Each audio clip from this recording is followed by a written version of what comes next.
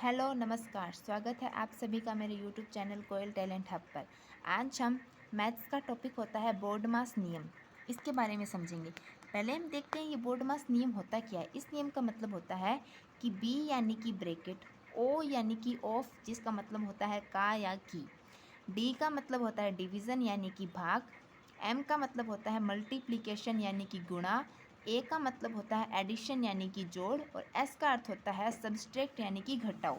यानी कि इस नियम का मतलब ये होता है कि इस नियम का अर्थ है कि इस प्रश्न को हल करते समय, मतलब ऐसे प्रश्न दिए होते हैं, ऐसे प्रश्नों को हल करते समय सबसे पहले ब्रैकेट, उसके बाद ऑफ, फिर भाग, फिर गुणा, फिर जोड़ व फिर घटाओ किए जाते हैं। यानी जब हमें एक प्रश्न के अंदर जोड़, घटाओ, गुणा, भाग, ऑफ, ब्रैकेट सब कुछ दिया होता है तो हम सोचते हैं कि उसमें सबसे पहले हम किसको सॉल्व करें, तो हम इस नियम के अनुसार उसको सॉल्व करते हैं। जैसे कि हमें क्वेश्चन दे रखा है 40 + 50 - 30 भाग 20 प्लस 10 - 5 जो कि ब्रैकेट में है, ऑफ 25 + 40 × 10। अब हम सोचें कि हम इस प्रश्न को हल कैसे करें। तो इस प्रश्न को हल करने के लिए सबसे पहले ब्रैकेट को खोला जाता है। तो जो पहले सबसे पहले ब्रैकेट को खोलेंगे तो बाकी संख्या को वैसे का वैसा ही लिखेंगे। 40 + 50 - 30 भाग 20 प्लस 10 में से 5 गए, 5 ब्रैकेट खुल गया, ऑफ 25 + 40 × 10। अब बी के बाद में क्या आता है, ओ यानी कि ऑफ को सॉल्व करेंगे तो बाकी को एज इट इज़ लिख देंगे। 40 + 50 - 30 भाग 20 प्लस ऑफ का मतलब होता है गुणा, तो 5 × 25 प्लस 40 × 10।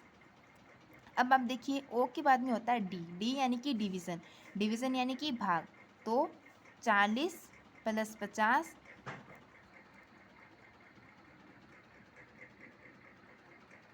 40 + 50 माइनस भाग को हम ऐसे भी लिख सकते हैं 30/20 प्लस 5 × 25 प्लस 40 × 10, भाग का निशान लगा दिया।